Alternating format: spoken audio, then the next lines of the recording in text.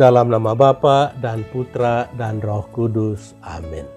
Bapak, Ibu, Saudara-saudari terkasih, salam jumpa kembali dalam renungan inspiratif Minggu Biasa kedua berdasarkan Injil Yohanes bab 1 ayat 29 sampai 34. Lihatlah anak domba Allah yang menghapus dosa dunia. Bapak, Ibu, Saudara-saudari terkasih, setiap tahun orang-orang Yahudi biasanya mengadakan upacara penyilihan dosa. Dalam upacara tersebut, mereka mengambil seekor domba. Ke atas domba itu, masing-masing mereka menyebut kesalahan-kesalahan yang mereka lakukan selama tahun itu.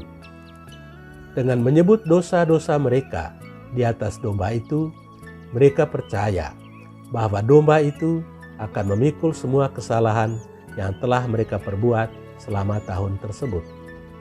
Sesudah itu, mereka mengusir domba itu ke hutan dan membiarkan dia diterkam oleh binatang buas.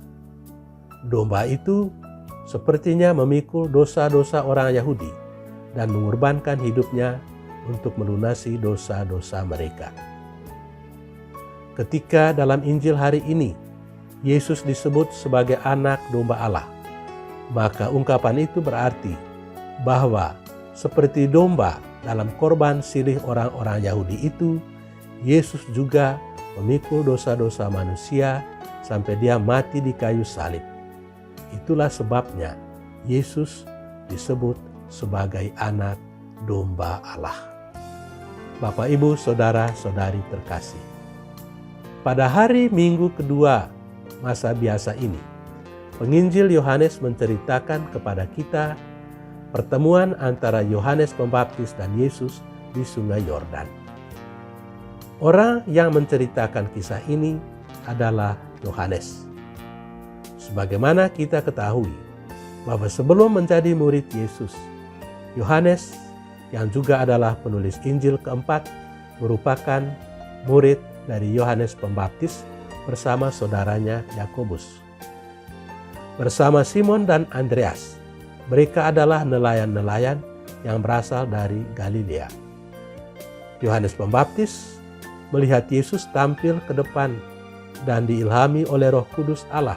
Dia memberikan kesaksian, "Lihatlah anak domba Allah yang menghapus dosa dunia." Injil Yohanes bab 1 ayat 29. Mengambil dosa dunia sama seperti dengan membebaskan manusia dari dosa. Yesus datang ke dunia dengan misi yang jelas, yakni membebaskan manusia dari perhambaan dosa. Caranya adalah dengan mencintai. Tidak ada cara lain yang digunakan untuk mengalahkan kejahatan selain dengan cara mencintai. Kalau manusia cenderung membalas kejahatan dengan kejahatan, maka Yesus mengalahkan kejahatan dengan perbuatan-perbuatan kasih.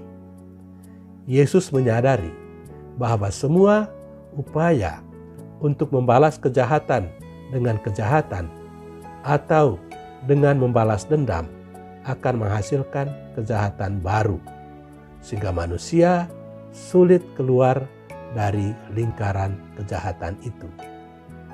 Yesus menempuh cara lain, yakni mengalahkan kejahatan dengan kebaikan dan kasih.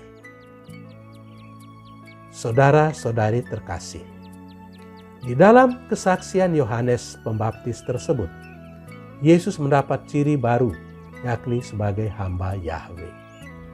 Tentang hamba Yahwe itu, Yesaya pernah memberikan kesaksian.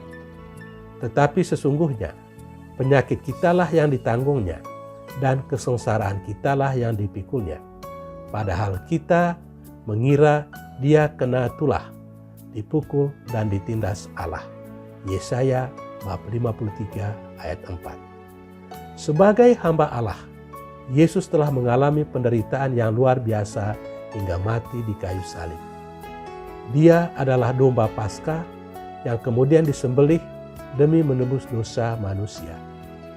Kita bersyukur karena dosa-dosa kita telah dihapus oleh Yesus Sang Anak Domba. Sebagai orang yang telah dibebaskan dari dosa-dosa kita, kita pun bertugas untuk mengampuni orang-orang lain yang telah berbuat salah kepada kita.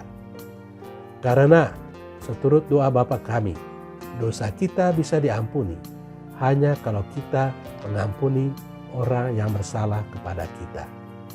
Ampunilah kami, seperti kami pun mengampuni orang yang bersalah kepada kami. Semoga Tuhan memberkati kita. Amin. Dalam nama Bapa dan Putra dan Roh Kudus. Amin.